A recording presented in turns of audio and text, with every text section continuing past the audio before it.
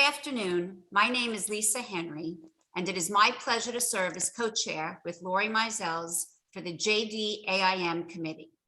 On behalf of the Jewish Federation of Broward County and the Special Needs Impact Team, we thank you all for joining us today for this meaningful workshop. February is Jewish Disability Awareness, Acceptance, and Inclusion Month, during which Jewish organizations and communities worldwide raise awareness and foster inclusion for people with disabilities and all those who love and care for them.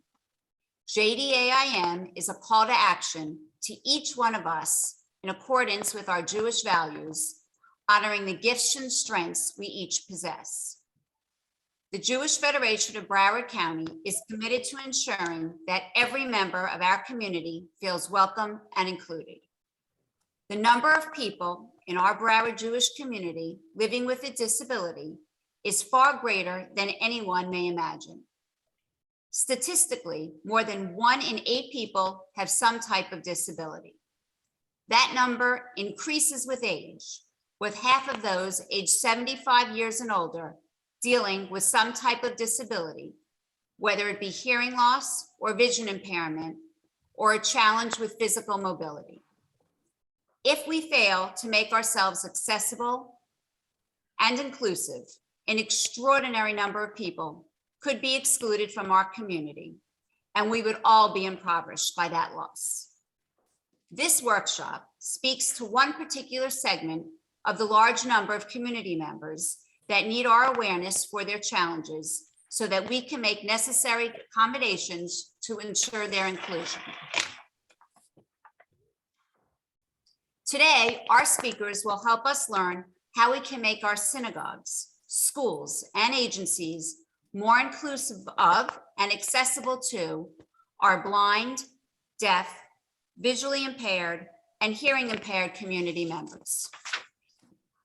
During the course of this workshop, if you have any questions, please type them into the chat and our speakers will address them at the appropriate time.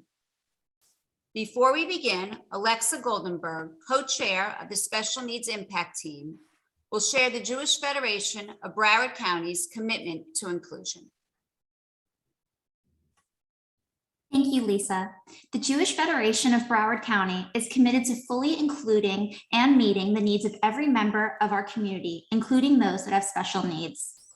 One of the many ways we do that is by providing funding for programs that address the needs of our Broward community members who have physical, developmental, sensory, and/or mental health challenges. The Special Needs Impact Team, which Cheryl Raskin and I co-chair, reviews the requests for needs each year. The committee does its best to allocate the funding to the most effective, most needed programs serving children and adults with disabilities in our Broward Jewish community. Currently, we're providing funding for employment and training programs for adults. We also fund programs that provide opportunities for socialization and relationship building through camps, Jewish day school. And additionally, we allocate funding for programs that provide resources and respite for caregivers, as well as support for programs related to behavioral health. While the Federation, of course, supports an incredible variety of extraordinarily worthwhile programs, we are able to do so only through the financial support of the Broward community. It is now my pleasure to introduce Lori Mizels, JDAIM co-chair, who will introduce our first speakers.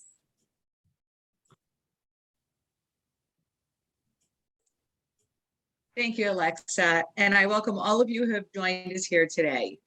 We're going to begin today's programming by focusing on hearing impairment. We will hear the personal story of an extremely active and respected member of our community who has dealt with a hearing impairment his entire life. So without further ado, it is my great pleasure to kick off our program by introducing our first speaker, our very own Evan Goldman. Evan is currently the Vice President of Government Affairs and Community Relations at the Jewish Federation of Broward County. He earned his BA from American University and a JD from the University of Miami School of Law. In addition to his work at the Federation, Evan is an adjunct professor of law at Nova Southeastern University. Previously, he served as CEO of Handy, helping abused, neglected, disadvantaged youth, and as Assistant Director of Public Affairs and Organizational Development for the Children's Services Council of Broward County. Evan has also held leadership roles with several local and national boards, including Broward Days, Center for Hearing and Communication, Florida Prosperity Partnership, and Florida Impact. Please join me now in welcoming Evan Goldman. Well, wow, thank you for that amazing introduction. I want to thank you, Lori, and really the whole team for shining a spotlight on this important issue during this important month, Jewish Disabilities Awareness and Inclusion Month. And special shout out to my friends at Bat Yam. I see we're well represented, and I appreciate each of you joining us. Want to share a little bit about my story before we go into some substantive recommendations. So I was born, as Lori mentioned, profoundly deaf. What I have is a condition called microtia, which means that all of the stuff, the cochlear inside, is fine. It's just the outside that is not pronounced. And perhaps the most famous person with this condition is not me, but another Jewish, accomplished Jewish professional. His name is Paul Stanley of the rock band Kiss, who famously has a microtia, and certainly things worked out well for him. I also think it's important to talk about how somebody like Paul Stanley became a rock star. What do rock stars do, right? They wear their hair a little bit longer. And I think it's important to note that because it underscores, remember, Paul Stanley is older than me. He's in his 70s. And it was a time where we didn't have a forum like JDAIM. We didn't have Federation stepping up and leading the effort for a young Jewish Yiddish kid like Paul Stanley. So the fact that you're doing this is so important. And, you know, look, I didn't talk about my disability with my friends growing up. It didn't happen. That means I went to camp, didn't talk about it.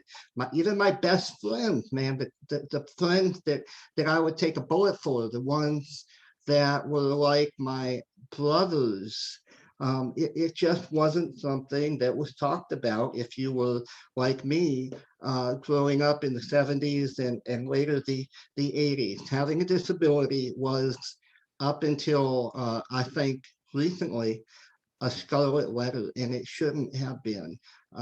Again, you know, we're doing this forum, and the impact of it cannot be overstated.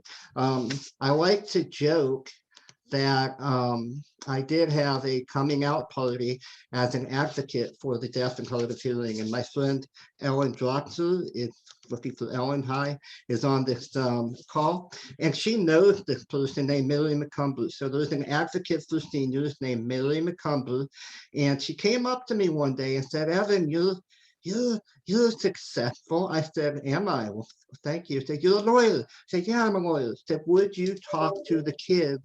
Well, I volunteered at what was then called the League for the Hard of Hearing. I said, well, yeah, and I was an advocate, right? I was a lawyer and trained to fight, but I had never, ever spoken about myself. So I took the opportunity, and this is probably, where were we, Ellen? Maybe about, she and I worked together, maybe about 2003. Hard to believe, about 20 years ago. Millie passed away, sadly.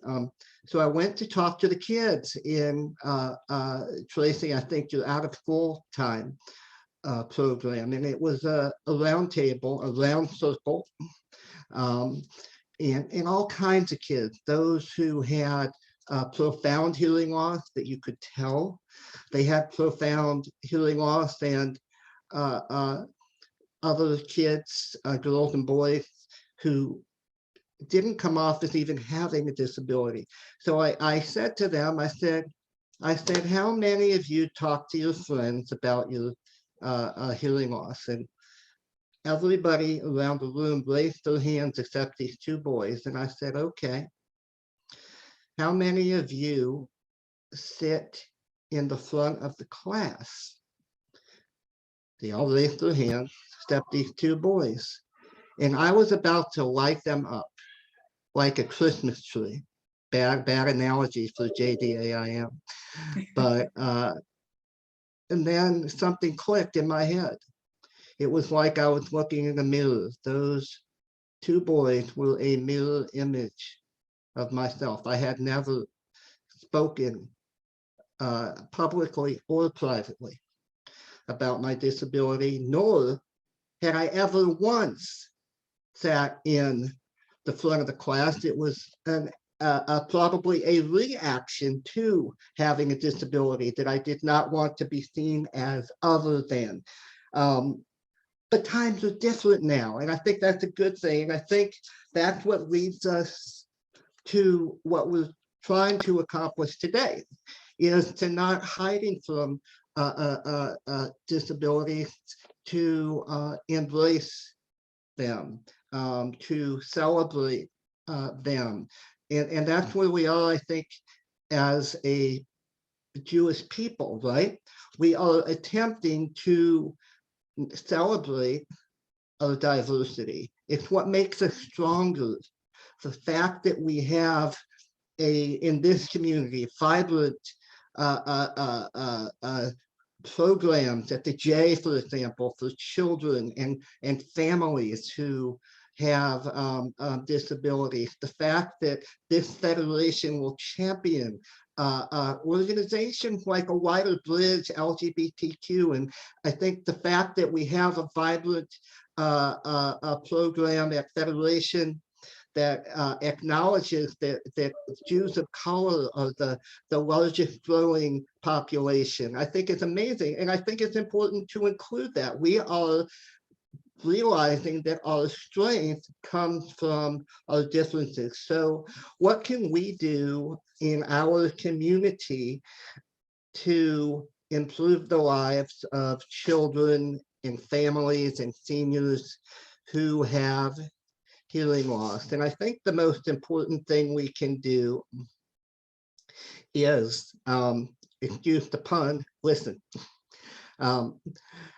I think it's important to recognize that what you think may be the silver bullet is not. If I had I want to share something with you if I can, and it just happened a mere few hours ago.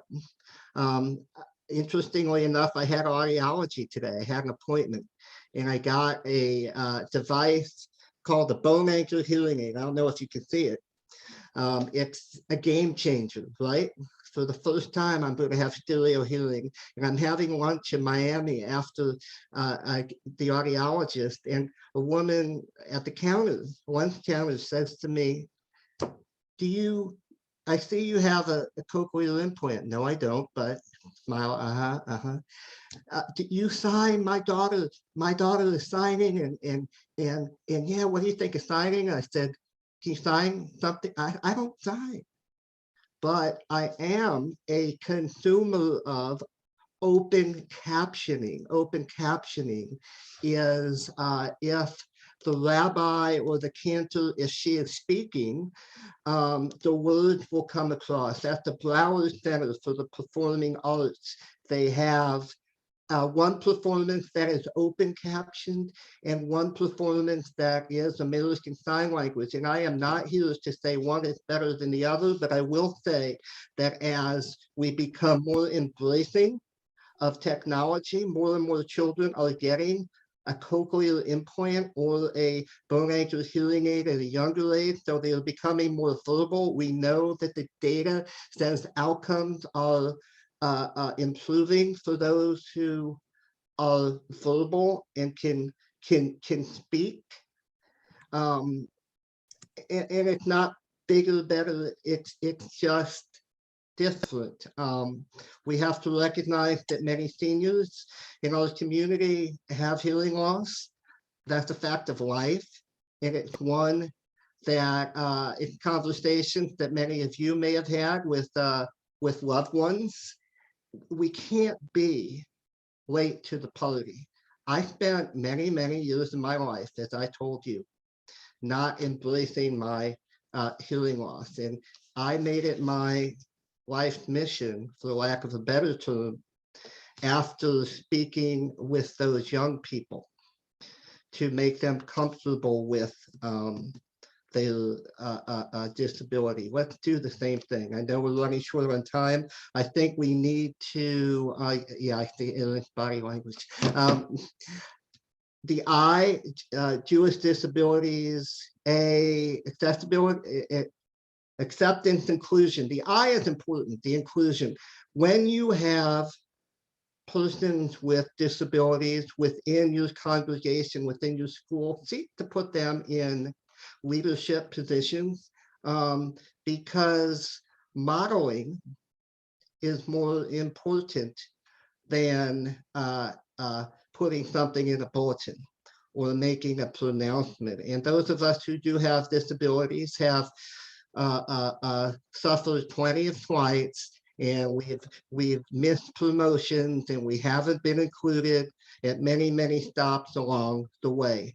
If we can be embraced in our extra, call it this, I have an 8-year-old, so I think extracurricular, but in our faith-based passions, in our clubs, our organizations, I think it would be incredible. Somebody once said, if you're not at the table, you're on the menu. Let's get people with disabilities at the table, and we'll all eat together as it should be. COVID safely. So with that, I thank you for having me, and kick it over to Tracy. Thank you.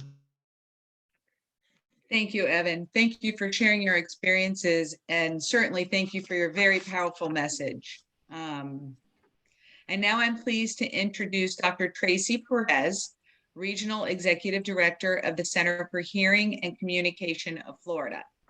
Dr. Perez will be telling us a little about the Center for Hearing and Communication, and will be offering practical suggestions we can all implement at our agencies, schools, and synagogues. Dr. Perez is a doctoral clinician of psychology and has been working in the field for over 20 years. She has been making a difference at the Center for Hearing and Communication, Florida, since 2008. She received her doctorate in clinical psychology with a minor in addiction studies. Dr. Perez completed her residency at St. Mary's Children's Hospital with specialty areas of communication disorders and developmental disorders. Sorry about that. Dr. Perez has experience working with children and families, providing individual and family counseling, conducting neuropsychological assessments, diagnoses, and interventional planning. Dr. Perez is also sign skilled with American Sign Language and provides services to the deaf and hard of hearing community. Welcome. Thank you, Lori, so much. I really appreciate being here. Evan really summed a lot, and as I was listening to him, I'm like, he's making so many great points, and I hope to continue to support the great points that he just brought out. Everybody asked me, how did I get into the field that I'm in? I am a hearing individual, and I am running a deaf and hard of hearing agency. So over 13 years ago, Dr. Shauna Williams, who is also a clinical psychologist and has a passion for the deaf and hard of hearing, we were working together in our private practice, and she was at the Center for Hearing and Communication for the majority of her days. And she said, Tracy, I have this one mental health counseling program, and I just lost my only therapist. Can you come and help out? And I thought, how am I supposed to help out doing counseling, working with individuals when I can't communicate with them? I don't have sign language skills. And she said, you're so smart. You've got this. Just help me out. You'll figure it out. I said, okay, let's do this. And I have to tell you that the community, the deaf and hard of hearing community, like Evan was saying, there's such a variation. There is not one way to say that this is what deaf is and that this is what hard of hearing is. So I think that's the biggest thing, is everybody is an individual, and learning from each individual is going to be very, very important for each of you when you're interacting with somebody who has hearing loss. The people that I met taught me sign language. I immersed myself in it. My interns that I started to work with immersed with me. They sat there, and if I could fingerspell, they would give me a sign. And here I am 13 years later. All I do is sign all day. All my interactions are in sign language. It is hands up. It's pretty funny, but cool at the same time. Because people will say, you really talk with your hands. And they're like, you Italian? I said, no, I work with the deaf and hard of hearing. So I'm happy to have this skill. But when I was in working with the community, I started to identify how many gaps there were in services. From the fact that these individuals, parents who couldn't communicate with their kids, or the dynamic of a sibling, which they call a soda, who now carried somewhat of the burden for their sister or brother who is deaf or hard of hearing. The dynamics are incredible once you start to learn about the culture, the family, and what the obstacles are that somebody who is deaf or hard of hearing might be faced with. And I started to say, we need to create more. We need more services. And so we started to just grow the programs. And I just fell in love. And here I am 13 years later, running the organization as the regional executive director. What does the Center for Hearing and Communication do? Well, we've been around for 110 years. We are located in New York, but then we have our Broward County office that started off as the League of Hard of Hearing and also has history before that, as Evan was saying, and Ellen. And we've been around for 42 years serving the deaf and hard of hearing. We have programs, I should say our mission is to provide high quality, comprehensive services to empower people affected by hearing loss, deafness, or listening challenges. Our vision is to provide communication without limits, because that's the biggest difficulty with the deaf and hard of hearing. I always tell people there's nothing wrong with them. They just have a different language. It really is a language barrier that impacts a lot of the deaf and hard of hearing community. And understanding how that individual decides to communicate, whether they use ASL or another version, because there's Russian ASL, there's Jamaican ASL, there's a lot of different dialects. Again, going back to the individual and asking them their mode of communication is very, very important. The Center for Hearing and Communication has audiology services. We provide after school programs. We provide from elementary school to middle school to high school. We try to grab these students as young as possible where they don't have a lot of peers that they communicate, and now they can attend an after school program where they are given life skills, communication skills, social skills, tutoring, support in their language, whatever it may be. And we help guide them through middle school, high school, provide transition to workplace, giving them resources and just letting them know that they can do anything anybody else can do as well. In addition to the education after school and the audiology programs, we do have mental health counseling, and we have it for all ages. So we have been supported by Broward County, as well as Children's Service Council, as well as Jewish Federation of Broward County. We serve Holocaust survivors in our audiology program, so we're happy to partner with the Jewish Federation to provide that and the support that they need managing their hearing loss. as well as in the counseling, addressing hearing loss, family communication, depression, whatever may be going on with an individual with hearing loss, we're able to provide those services in our counseling programs. The other thing that we do provide is we are the largest FTRI amplified telephone distributor. And so anybody in the state of Florida has the ability to come to our office and look at the different amplification systems that we do have, so that individuals who want to stay connected with their family, they have the ability to use these phones or have these phones free in their home, as long as they are resident of the state of Florida. So those are some of the services that the Center for Hearing and Communication provides. Some of them are telehealth, some are in-home. Again, the best way to handle it is call our office, ask us what we have. We'll tell you. If we don't have it, we're pretty good at connecting you with the resources. I know one of the other questions is the demographics. How many deaf individuals are there? Let me tell you, demographics is one of the hardest things to identify for this population. If you go to your census and you look it up, it does not say deaf or hard of hearing, check the box here. It says if you have a disability, check here. Therefore, it's not very well defined. I can tell you we went to the National Center for Deaf Studies and actually asked them, because we're always trying to figure out how many are in Broward County now.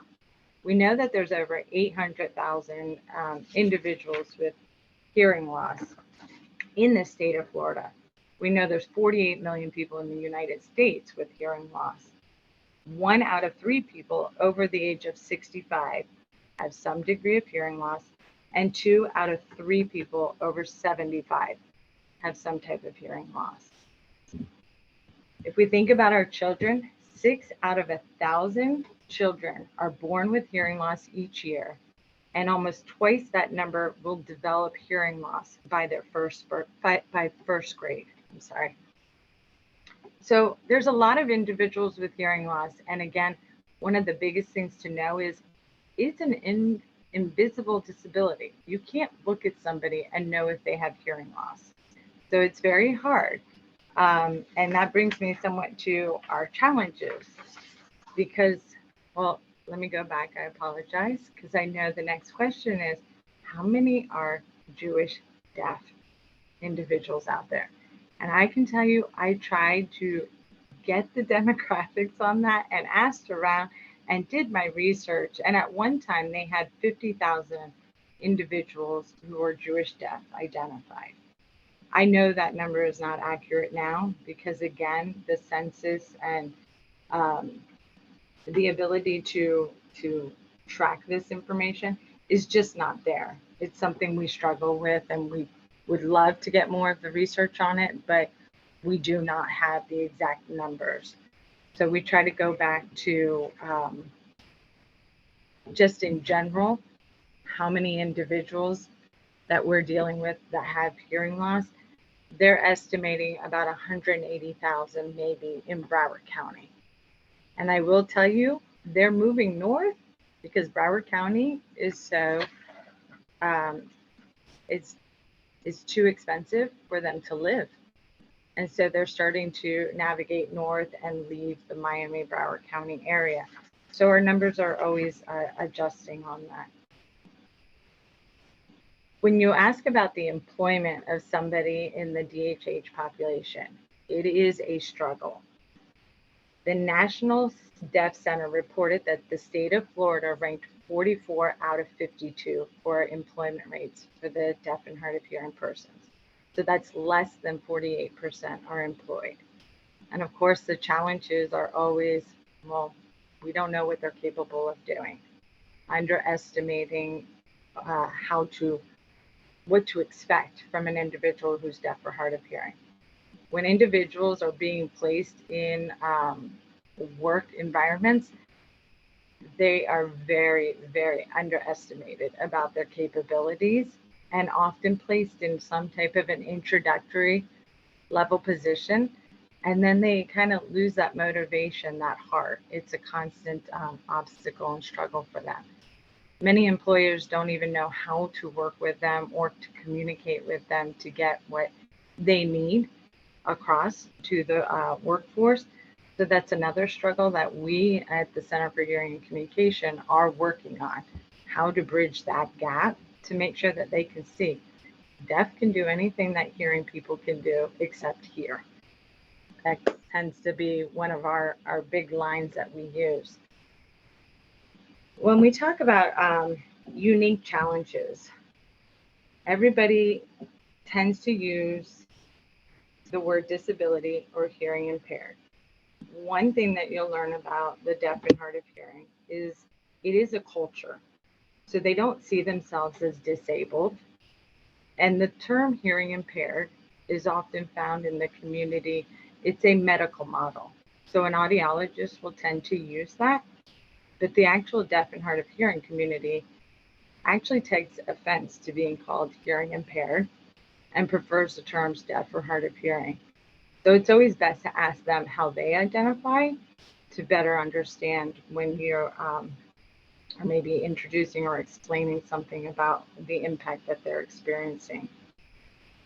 I said the deaf don't see themselves as disabled. So again, on those senses, when it comes to checking that box, they may not check the box, or when they want to go to use a service that might be out there, they may not use that service because they don't identify with that group. So that's very important, I think, because sometimes they miss out on resources where others are going, well, why aren't they coming here and getting this information? Well, they don't identify with what you are sharing with the community or how it might be labeled. You do have a continuum, again, like Evan was saying. Evan was able to be in the hearing world, and you have the deaf world and the hearing world, and you have some individuals who prefer to stay in the deaf world, and so they stay in the deaf community, and that is okay. And then you have others who are comfortable being both in the hearing world and the deaf world. There's many variations like we talked about, and so sometimes you'll come across an individual who has beautiful language and you don't understand how they identify themselves as deaf. They may be considered what we call late deafened, where they had an accident or something maybe happened or medical reasons, and they lost their hearing after they had already acquired language. And so many individuals will be very confused by that. We've actually had a gentleman who fell from the second floor of a building, lost his hearing, and he was recently kicked out of restaurants. And because when he asked and told them, I'm deaf, I can't hear you, the individual got very frustrated with serving him, and he'd say, can you please write this down for me? And the person told him, I don't have time to do that. And he was kicked out of a restaurant because the person could not fathom, how are you talking to me, but you're telling me you're deaf? And the gentleman is labeled deaf. He is certified deaf. So we ended up creating a card that explained what it meant, how to communicate, with him. What did he need in order to have that effective communication? And today he says it has just changed his world for him, which is very exciting. But again, it's going back to the individual and asking them, what is it that you need and how do you communicate? The other part is the communication barriers. Sometimes people assume that if I write, they will understand. Again, many individuals who are deaf, their first language may be ASL, and therefore English is a second language. And if they aren't lucky, their reading capabilities may be the second, third grade level, depending on what their education level is. So it's also important to understand that if you start writing or you give them a form and you want them to read it and fill it out, they may not have the ability to read the information since ASL might be their first language. There's also what we call a nod, the yes nod. In the deaf and hard of hearing community, people will often talk to you, and you'll see this a lot. Most of us do it. Our kids do it. And we'll think that they're understanding the information. So it's really, really important that you get some type of clarification or understanding, even when there's an interpreter in the room and you think that the individual is understanding the interpreter. The deaf or hard of hearing individual may continue to nod and continue to not have a clue or understanding of what is actually taking place.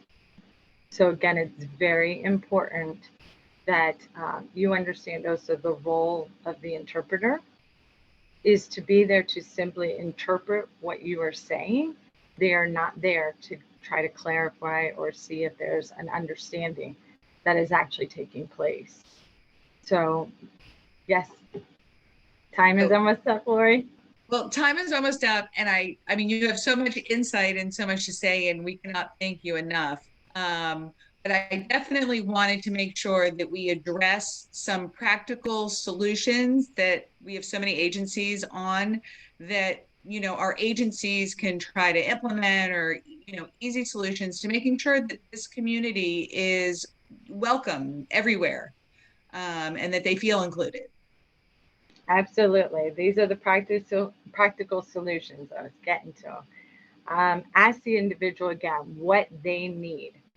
Okay, because again, don't assume each person is an individual, and they will let you know what it is they need, how is it going to be best to communicate with them.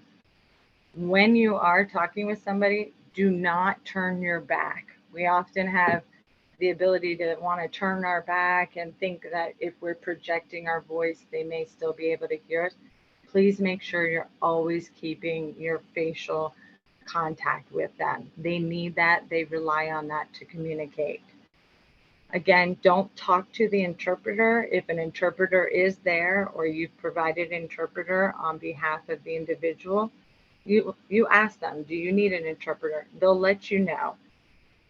Make sure, again, you're talking to the person, not the interpreter.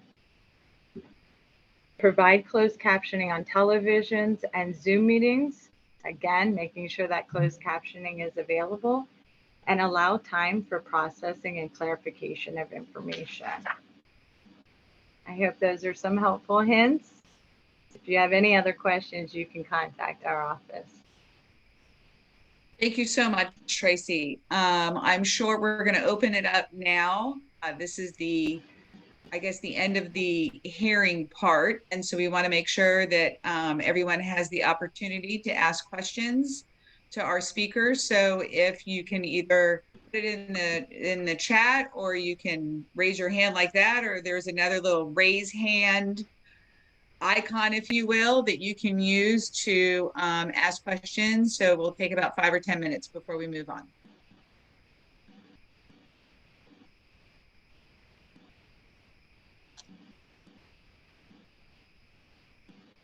We were so comprehensive. I guess. Perez, Yeah. I actually have a question. What is open, like how does open captioning actually work? Like I know what closed captioning is. What is open captioning? Or Evan, if either of you wants to answer. Tracy, you want to take that, and I'll if you can take the technical, I'll take the emotional. How good it is. That's actually very interesting, because I've never heard the term open captioning. Oh my God. So I've used So yeah, the boy is going a little bananas. Not to close the door. Open captioning has been a godsend for me. So as opposed to closed captioning, which is within the construct of what you might see in a television and block, and open captioning is typically to the side. So let's say that you have a conference or a meeting, you'll have a captioner that is off to the side, and she or he will bring their own mechanism in which the text is transcribed. How do I consume it? The most is with live theater. The Broward Center for the Performing Arts has as part of the grant they received from out of New York, the fabulous initiative to make the arts more accessible. They have one performance, which is ASL, Middle and Sign Language, and the other is open captioning. And so think about the skills of a court reporter would be used to be a open captioner. In fact, I can tell you that it really has been a godsend for me to avail myself of this service. And certainly in meetings, you can use technology with a microphone, but this is just absolutely beyond. And it's a good way for those of us in the deaf and hard of hearing community to get what we need without being othered, so to speak. So how's that? Thank you. Barbara has a question in the chat. Would you make some suggestions about the best ways to make older adults who may not think of themselves as deaf or hearing impaired with hearing loss comfortable at synagogues? So maybe people aren't aware that they're facing limitations. Well, I think I would certainly borrow from the point that I just made, which is to have the open captioning available, to have, for example, a loop for those, encourage people to come to the front when they can safely. There are ways you can meet people's needs without it being so overt. Particularly, I think there's a reason why Barbara talked about seniors, because they are from the generation that I talked about, that I'm even from. And I'm 52. Where that it was a scarlet letter, and we have to embrace, and I think this is the lesson that I impart to the next generation whenever I can, is that the stakes are too high to do the nodding, right? You're only going to hurt yourself. You have to get over your false pride. People are going to talk about you whether you are able or disabled. So how's that? Also, I believe there's also loop systems. So individuals that have these high-tech hearing aids and FM systems and the loop systems that will tie into the hearing aids to also assist with the amplification and getting the sound directly in.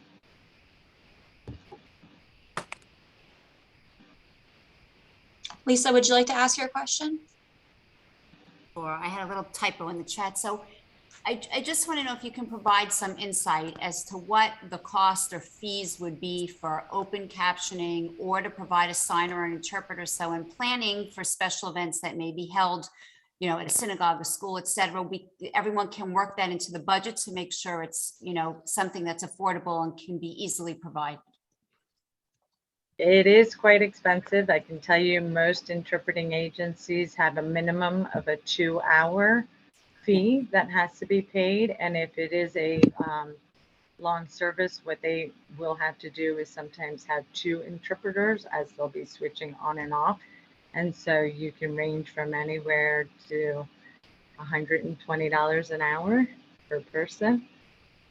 And again, there's many, I can give you many listings for interpreting agencies and carts and, different resources for that, and they can give you a better budget price. And I have a question. How does the loop system work?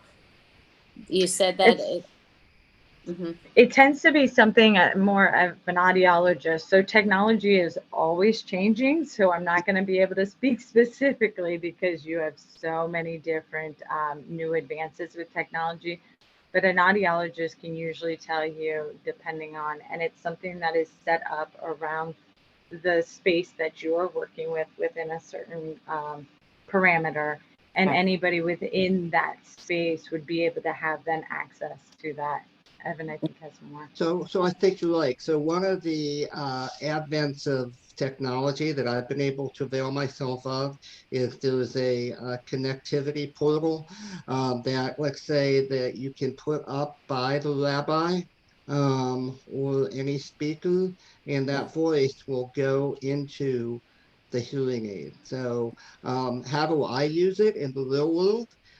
Is my first experience, quite candidly, was Downton Abbey. Remember the great timepiece Downton Abbey? And I was having such a hard time understanding what the blasted cast was saying. So I said, hey, I have this great technology, and I put it right up by the television. So I was receiving the sounds right into my ears, into the aid, and it made a heck of a lot of difference. It was super. I can't be the only one who had a hard time with Downton Abbey. Well, thank you guys so much for that. We really appreciate it.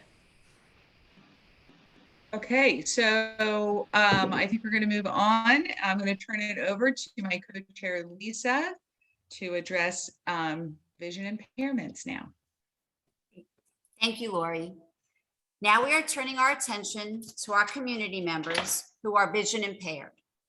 Again, we will begin with a distinguished member of our community who lives with a vision disability and hear about his personal experiences. After that, Ellen Dratzer, President and CEO of Lighthouse of Broward, will offer practical solutions for us to implement at our agencies, schools, and synagogues. Please let me introduce an inspiring Broward community leader, Michael Matthes. Michael is Executive Director at Civic Engagement Corporation in Fort Lauderdale. He is also an architect and planner who has completed a wide variety of design and planning projects throughout the US and the Bahamas, with a focus on services for people with disabilities. He is an adjunct professor in the architecture department at Broward College.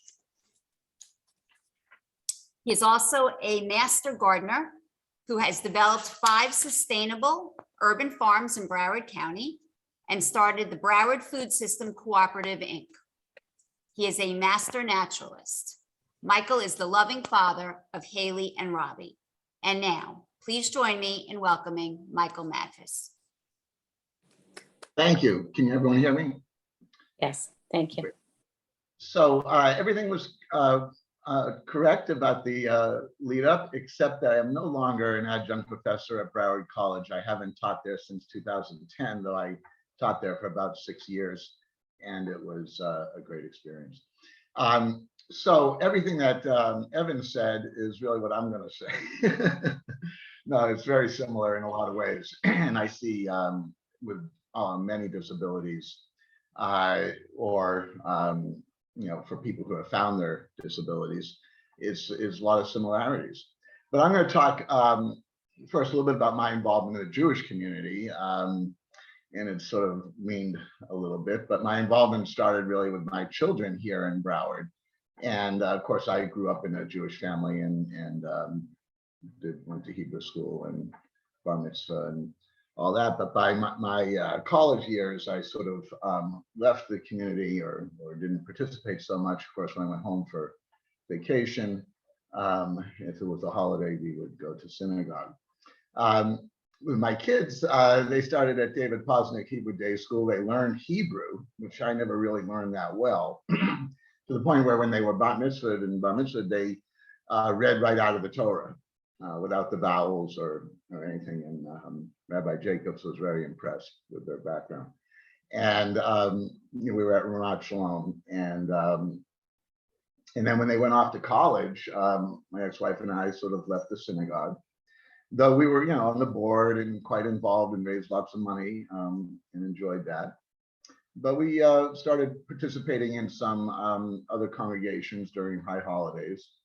And what's funny is my son ended up graduating from St. Thomas Aquinas High School and got straight A's in Catholicism. Though when he was in day school, he wanted to be a rabbi. So he's very religious today, and that's nice.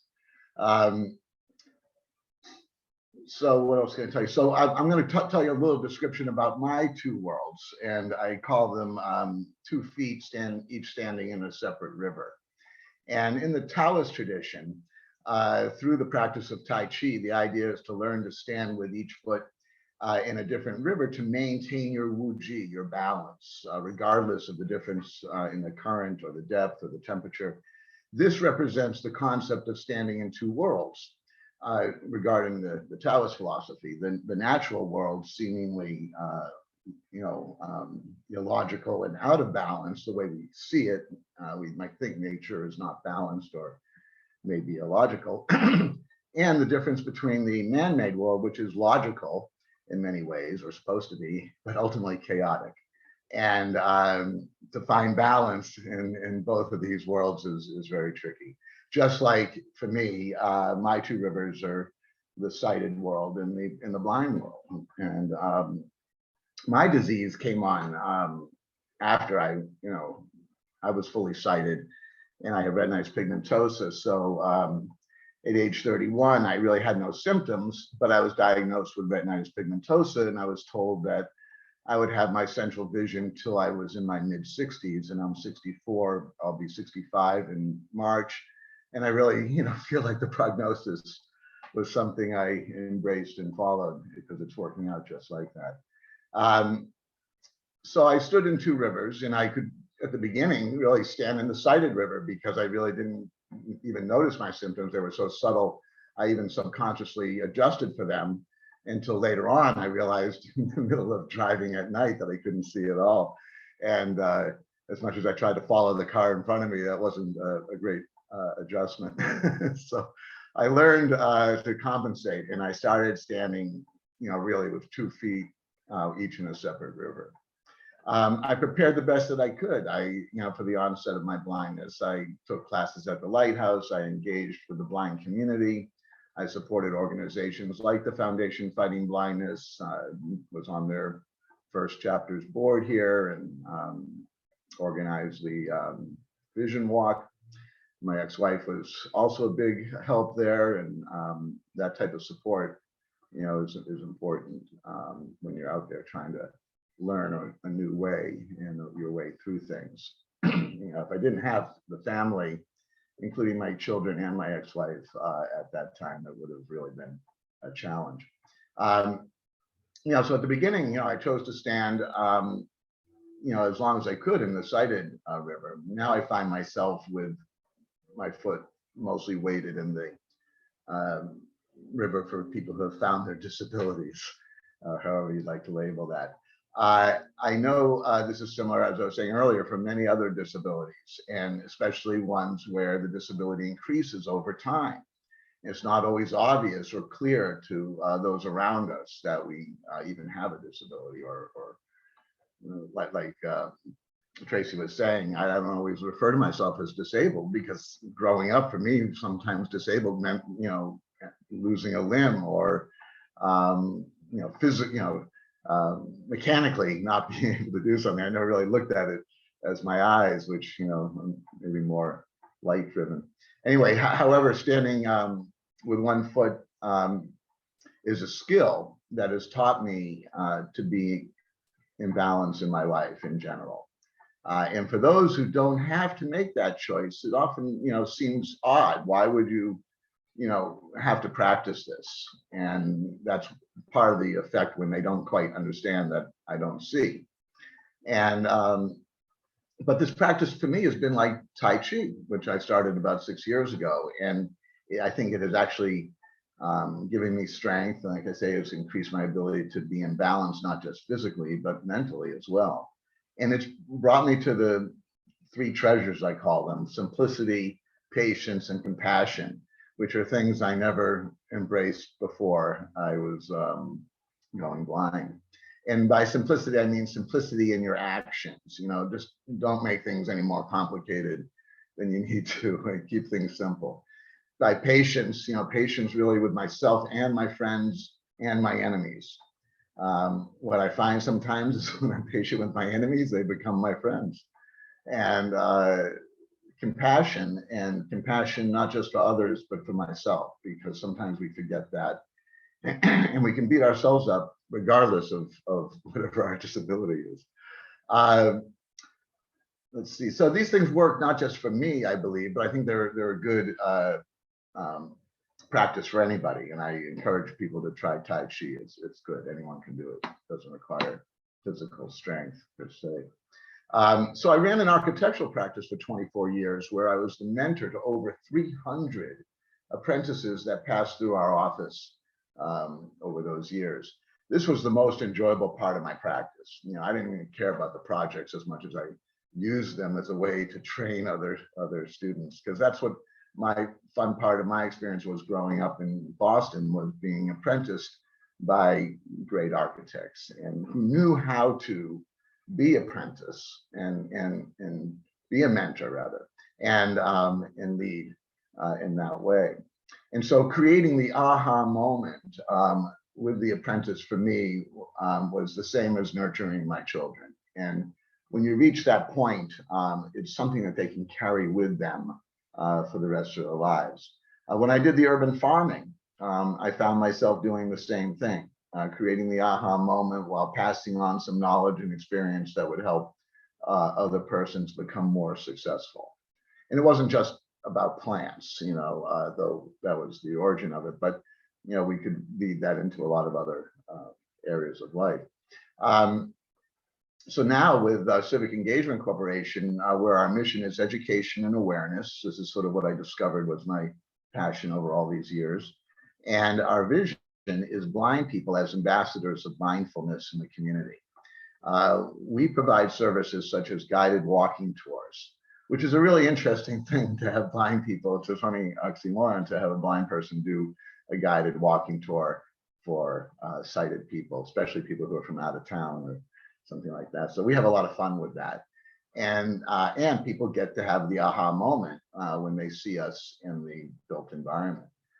We also do ADA compliant audits, which comes from my architectural background. But again, these can really create an aha moment for you know, tenants, employers who, and we do these not out of the desire to bring them to court or anything, mostly really to see them try to come into compliance. And when they have that audit, it's often, and we bring it out to them as to why these things are effective, they can have that aha moment where they recognize something in their own life that they can relate to. And then we also do placemaking art projects. We did an interesting project last year ago, August now, of tree planting in the midst of COVID. We had people come one at a time for 20 minutes. We called it a sequential flash mob, the slowest flash mob in history. But over 3 days, we planted a field of trees, 72 trees, and we captured it on video, which we made a time lapse out of. And of course, we did a voice or audio description before we released the video. I was told by my board of directors not to release it until we had the voice description, because when we talk about what can be done in our community, this is one of the things. I mean, just social media can really be frustrating if you can't read a JPEG. And screen readers don't read JPEGs, but you could easily, you know, say the 3 or 4 words or 10 words that are in the JPEG as a caption for the picture. So I've learned to do this myself, but you know, as a recommendation to others, if you're putting up a picture and it's not readable, you know, some PDFs you could read, some other forms of media you can read, but a lot you can't. And so be aware of that, because it is frustrating not to be able to participate and just get blank information when you think that there could be something interesting there. So the aha moment comes when people find themselves standing in 2 rivers, you know, 1 foot in each river at that moment, and having that experience. So when I'm walking with somebody across the railroad track at 3rd Avenue and the Flagler Railroad without a sidewalk, but I have my guide dog taking me very carefully across the open tracks, they're having that aha moment. And when they realize that there's a social justice issue here, not just about a blind person trying to get across the railroad, but why is there no sidewalk there? And who's living on one side and what's going on the other? and where did that come from? So in these tours, we really cover a lot of ground. And like I say, we're out there to trigger the aha moment, because I really think that's what's going to bring change to things. One of the greatest challenges I have as a blind person is mobility. Without being able to drive here in South Florida, there are very few options. I use ride services such as Uber and Lyft. However, I use them 3 times a day and often get refused rides because of my guide dog, regardless of the fact that the ADA requires the driver to take me. This often turns into a long, drawn-out complaint process, which I dread, and I often, don't even bother proceeding with. The solution would be to have better public transportation in Broward County, especially urbanized areas such as Fort Lauderdale. Of course, many other cities in the United States and around the world have great public transit, and this accommodates a wide variety of disabled that don't have any other choice. I have sat on the MPO board and was the technical advisor to the writing of the Complete Streets manual. I was chair of the Downtown Fort Lauderdale Transportation Management Association for many years, where we had the trolleys, as well as we spawned the WAVE project there, which was never completed. And I have participated in the Safe Streets Summits many times. None of these efforts have I've been involved in ultimately resulted in improvement mobility for the disabled, or really anybody else for that matter. This seems to be a stigma around public transportation. It is not for dignified people. I learned when I was doing planning for transportation in Massachusetts in the 70s, that if you could make the ride have a sense of dignity, that everybody would feel comfortable using the service, whether you're a 7-year-old or an 80-year-old, or whether you're blind or of any other race or creed. A sense of having dignity can easily be created, and it's something very much missing in our transit system here. To address this, we've again created Civic Engagement Corporation to create the aha moment, to allow people to recognize how ridiculous the approach to public transit has been, and how in fact providing good public transportation systems can really benefit everybody, including the land developers. So when we go across that railroad track at Progresso, I've had developers come from New York, and they go down the building department on Sistrunk, and as we're driving back to the city, they say, "Why isn't anyone developing over here? I can see downtown." And I explained there's been no white person to live on this side of the track, and most of the community and development here aren't really interested in that, and so they don't develop there. And yet there are some activities on that side of the track that could easily become more economically viable if we had this. And I think eventually they're going to run out of the land in the urban area of downtown, and they're going to want to go west of the track. So we need to come up with these solutions, and in the long run, it will really elevate our community. What I have learned is that there really is no big solution, that all great things are really made up of many small things, including transit projects, or things that would make the pedestrian environment better. Michael, are there any small things that the synagogues, schools, and agencies on this call might be able to implement before we hear from Ellen? Yeah. And thank you so much for everything your organization is doing. I'm just about to wrap up. So simply establishing a transportation management association that would administer a transportation management system, which could be as simple as ride sharing or shared parking. So a synagogue might have overflow parking at a time, and yet it could be an arrangement for shared parking nearby, so that people could walk more easily.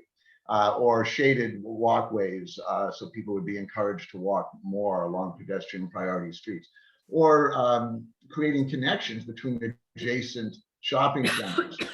Again, a lot of synagogues are along corridors where there is other activity, and they're many times disconnected. The sidewalks may not be there. There may be a big parking lot, but then right next door there's another big parking lot, and the idea would be to get in your car and drive to one place to the other, as opposed to walking. So, these are the little fundamental things that can start. And when people see pedestrians, it begins to lead to the next thing. So, basically everything begins to build on each other. The small things tend to engage the community, and that engagement energy leads to making the big things happen. Thank you. Thank you so much. Thank you so much for joining us today. We are lucky to have you as part of our community. It is now my pleasure to introduce Ellen Dratzer, President and CEO of Lighthouse Broward.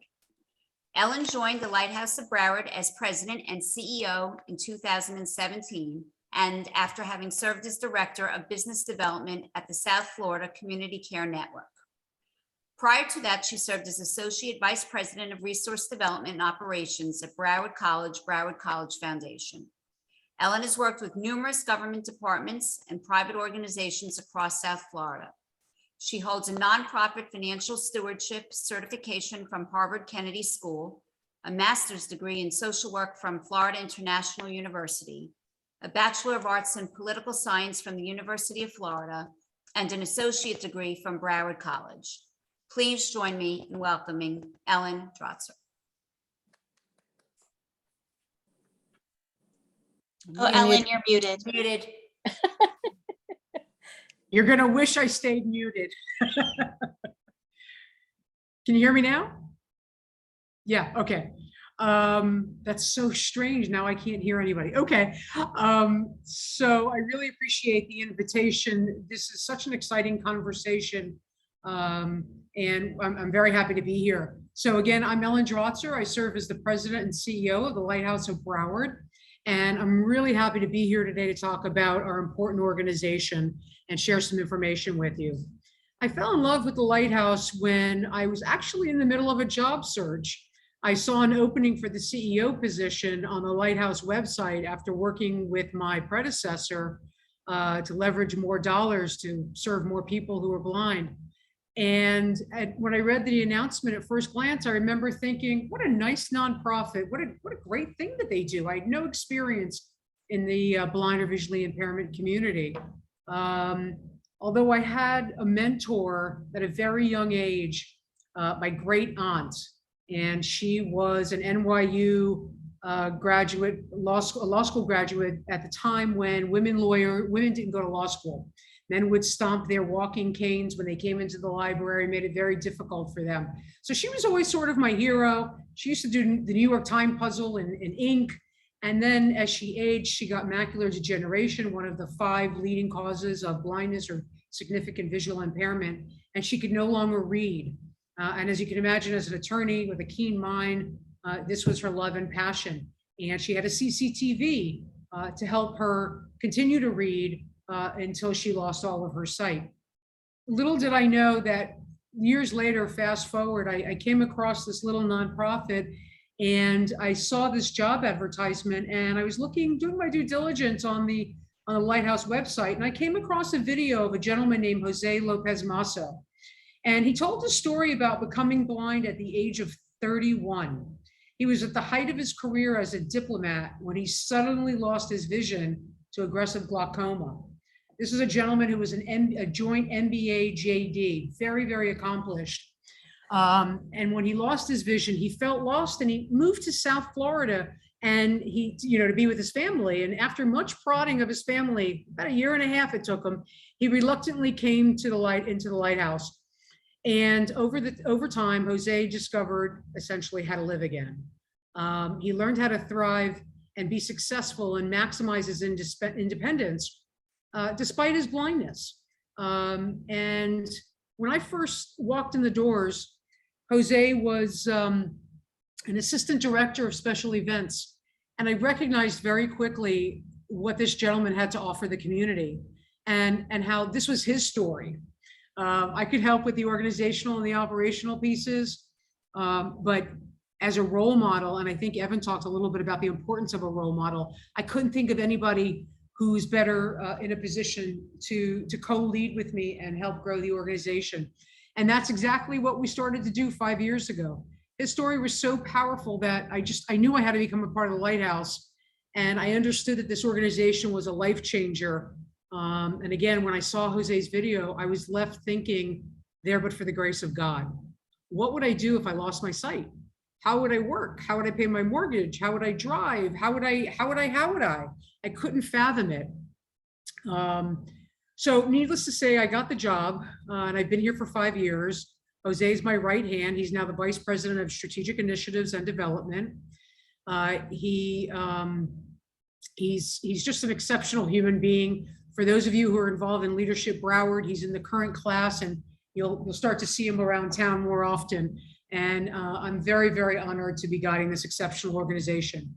By way of background, Lisa mentioned that I am but a humble social worker. Grew up here in Broward County, and I've always worked here in this community. I'm a licensed clinical social worker, and I have been in administration for a long time now, so I haven't provided direct services in for a couple decades. I might be showing my age. They asked me to talk about the programs and services that we provide. And so let me share with you that our mission at the Lighthouse is to provide leadership services and advocacy and the resources necessary to enhance the lives of people who are blind and visually impaired in Broward County. We empower folks to live independently, healthy, employed, and fulfilling lives.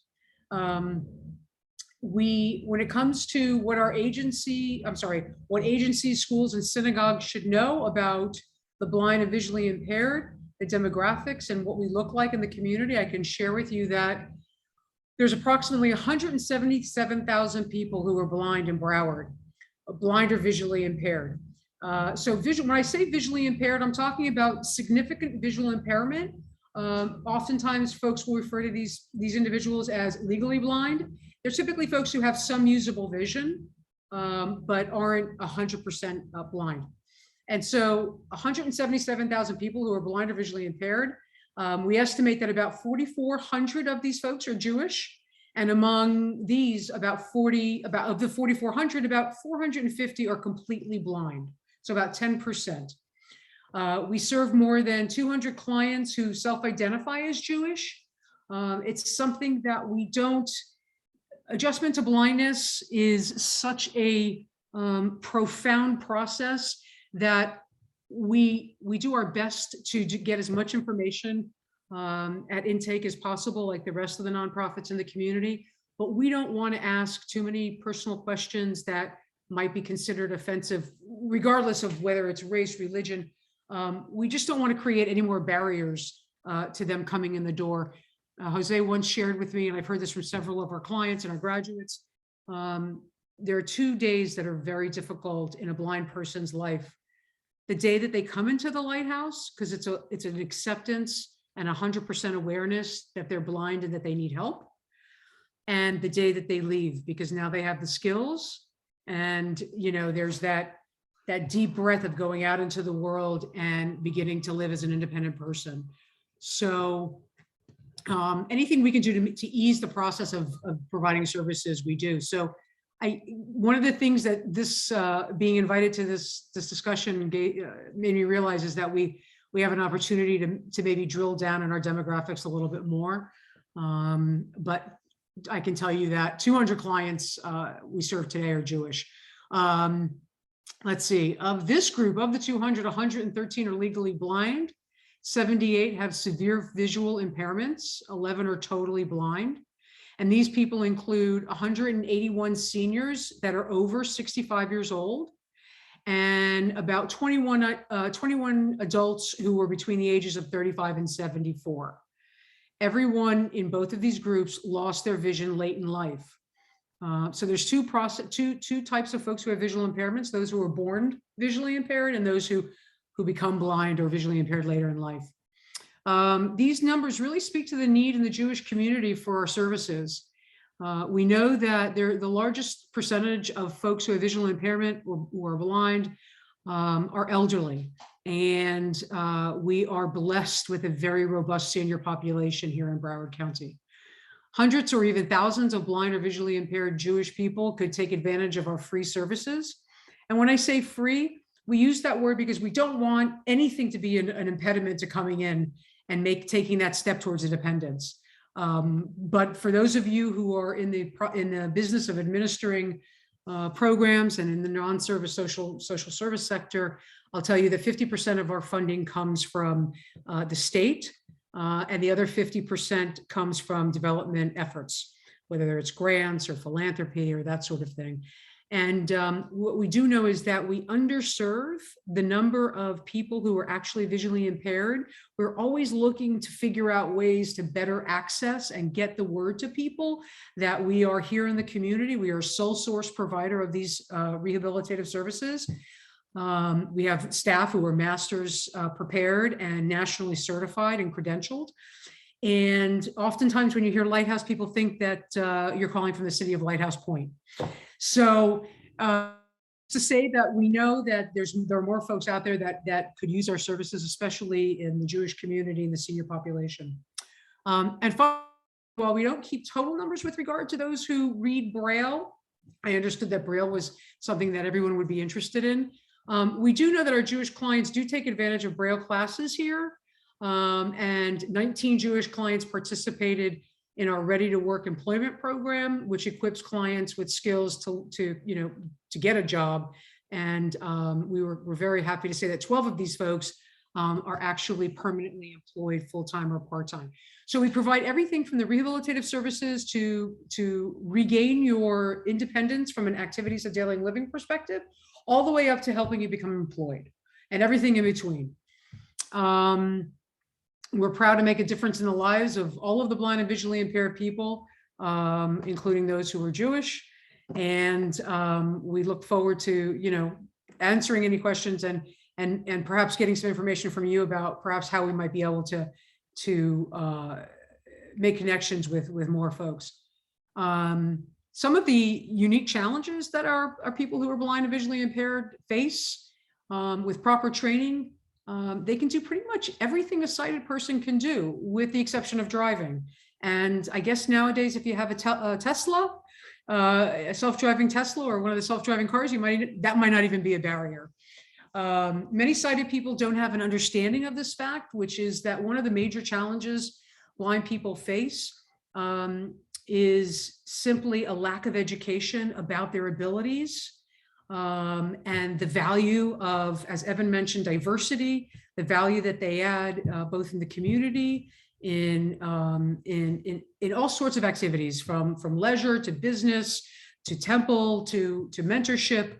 It's very powerful to engage with our folks, and at the same time, I would venture to say that most of you don't know somebody who's blind. I certainly didn't when I came into this world. The pandemic has really been difficult for us. Speaking of unique challenges, it's been a very difficult 2 years. We had to pivot our services from basically face-to-face, either on-site in someone's home, nursing home, adult congregate living facility, or on-site in our facilities, in our building, to essentially virtual. And this is counterintuitive, right? If you think about a nonprofit providing services virtually to the blind and visually impaired, it's something that most people can't fathom. And it was a struggle for us to sort of explain to our funders and be able to justify using dollars in this way, in a virtual way. And we had to invite some of our donors and sponsors and funders to join us because it was almost inconceivable. And the truth of the matter is that we closed our building Friday, March 13th, 2020. And on Monday, we were completely automated, completely remote. And I'm pleased to tell you that while we didn't serve more people, what we learned from this experience is that we provided more hours of instruction. Some of it might be what Michael mentioned. Transportation is a huge issue in our community, in the blind community. Instead of having to use inefficient paratransit that oftentimes leaves folks on buses for 2 to 4 hours, they're able to do their 1 hour, 2 hour, or 3 hour session without having to leave their home. So our hours of service actually exploded. So it's really given us an opportunity to innovate and provide services in a new way that I don't think would have really ever doubled down on, if you will, would have gone this deep into, but for COVID. And that being said, there have been some really unique challenges.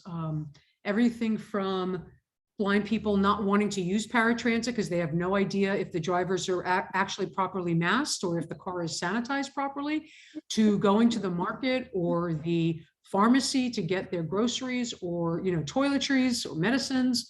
Again, because so much of mobility for people who are blind and visually impaired is orienting themselves to the building and either using a cane to navigate around or asking staff of grocery stores or pharmacies to help guide them. And we teach folks how to basically advocate for themselves and ask for what they need. And typically grocery stores and others are happy to do this. The employees are more than happy to help folks around by taking their elbow. But during the pandemic, employees were very reluctant to touch other people for very, legitimate reasons. So it's been a very interesting 2 years. Our folks have a very difficult time with social distancing. They can't read signage or directional arrows. They can't or didn't feel comfortable asking, as I mentioned, sighted people to guide them in public settings. And the community is already isolated and is twice as likely to suffer from depression as the general population. The pandemic made it worse. They were more fearful and suffered from additional mental health issues as a result. The percentage of people who presented with depression and suicide ideation and alienation, it just skyrocketed. Yeah. Again, we dug really, really deep. We're very, very blessed to have an incredible staff who just did not stop working around the clock on the phones, on the computer. And we even had individuals who, from the very beginning, if there was somebody who was in danger of self-harm because they were newly blind or newly visually impaired, we had volunteers, again, masters prepared, employees who went into folks' homes and helped them get set up so that they were safe. Ellen, thank you so much. Oh, my apologies. I'm rambling. Okay. No, you're not. You're not rambling at all. We just do have to get to the questions. And Yes. thank you for all your insights. And I'm going to turn it Absolutely. over to Lisa. Thank you, Ellen. We will now take some questions for Ellen and Michael. We encourage you to type your questions into the chat or use the raise a hand feature, and we will try to answer as many as we can in the few minutes we have left.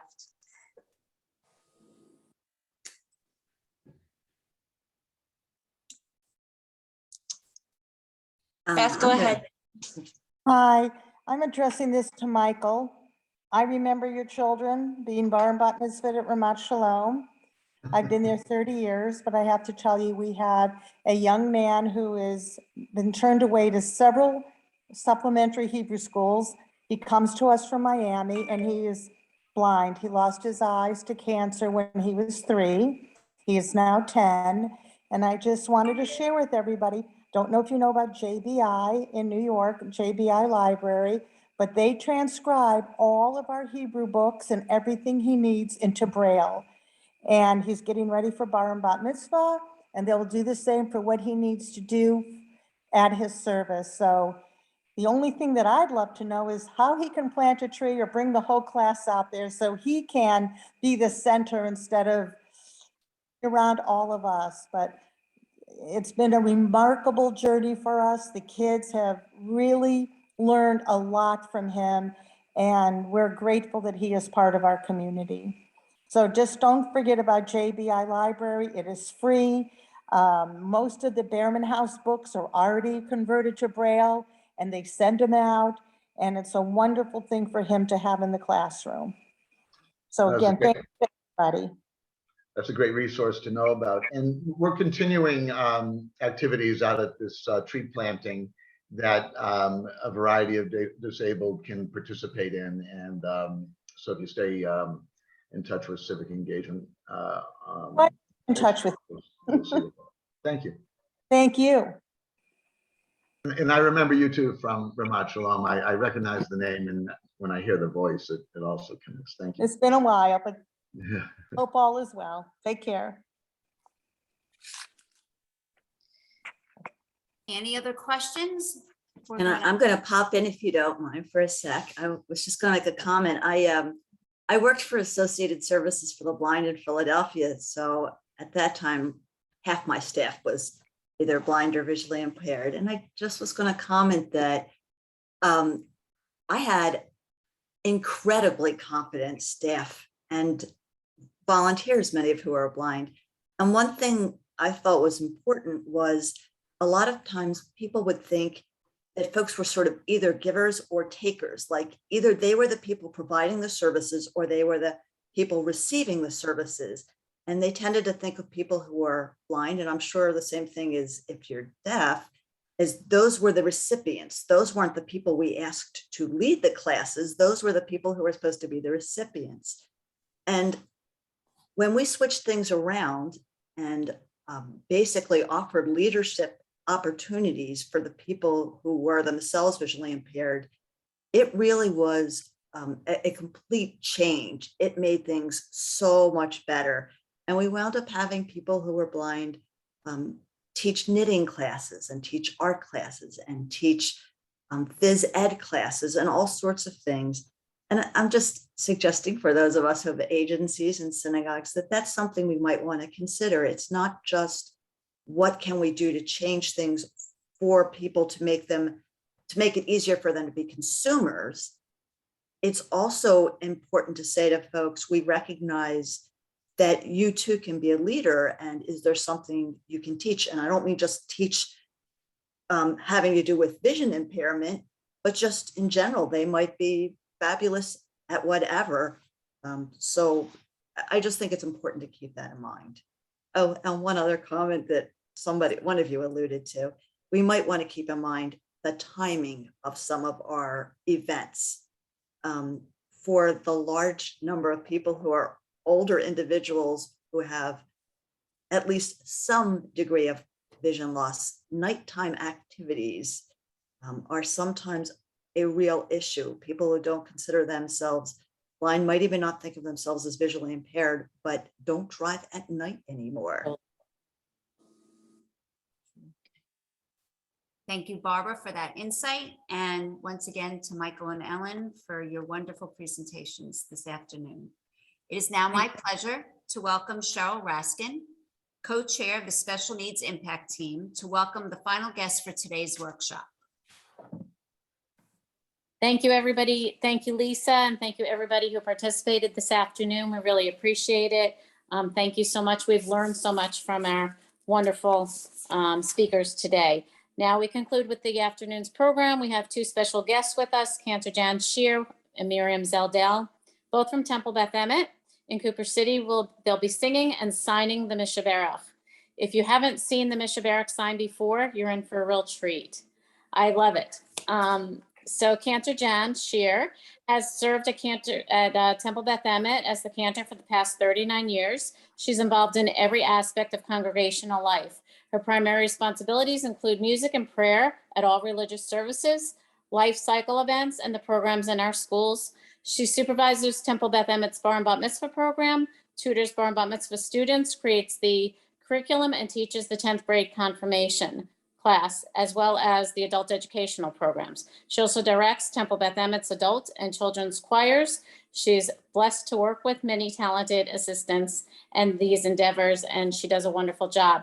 Mirin Zeldin graduated in May 2021 with her PharmD from Nova Southeastern College of Pharmacy. During her 4 years of undergraduate study at NSU, she was involved with the Hillel of Broward and Palm Beach County, including serving as club president for 2 years. While attending Cypress Bay High School, she took American Sign Language classes that led her to an interesting confirmation project at Temple Beth Emmet, working with Cantor Jan, learning to sign the Mishaberach during the confirmation service. She has continued to sign the Mishaberach almost every year during the high holidays. Please join me in welcoming Cantor Jan and Miriam for the Mishaberach.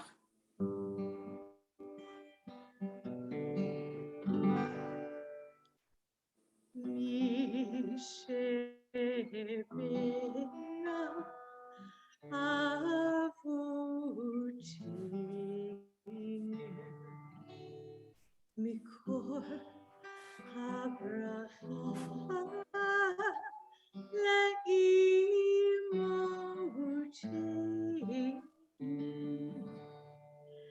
may the source of strength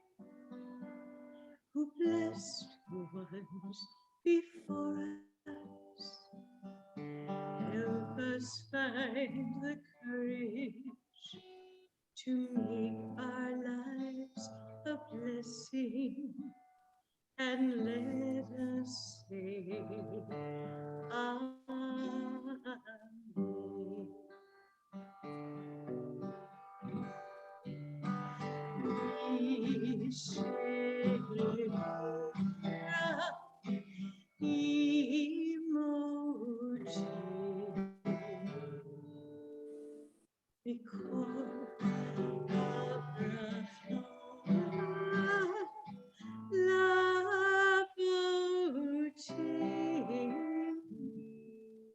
Bless those in need of healing with refuah, shlema, renewal of body, renewal of spirit, and let us say,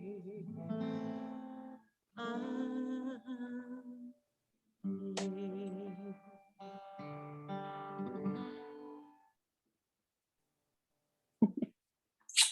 Thank you. That was beautiful. Thank you.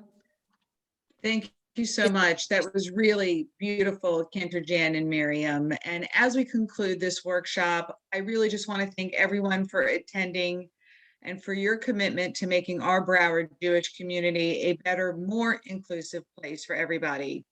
My dream is that every single member of our community will feel and be fully included. Let's commit ourselves to making this happen.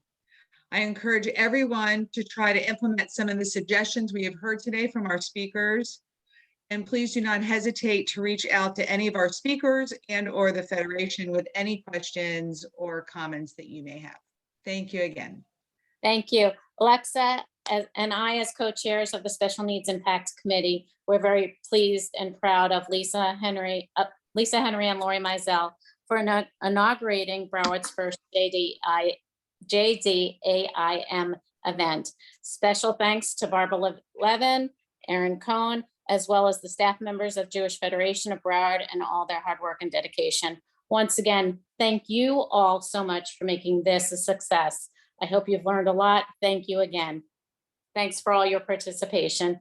Be safe and be well. Thank you. Shalom. Shalom.